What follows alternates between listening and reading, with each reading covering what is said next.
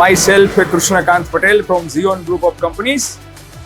We are doing manufacturing and exports of pharmaceutical and nutraceutical products, presence over around 60 countries of the world. We are here for participating in Pharma Tech exhibition, Pharma Tech and Lab Tech Expo 2023. Since 2017, we are doing participation in this exhibition and we are getting tremendous response.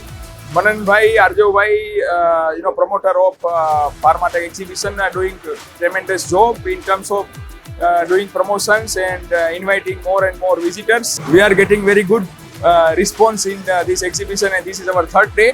First and second day was very hectic, and we have wonderful response and many more visitors with us. Even we didn't get the time for lunch. So this is the beauty of this exhibition.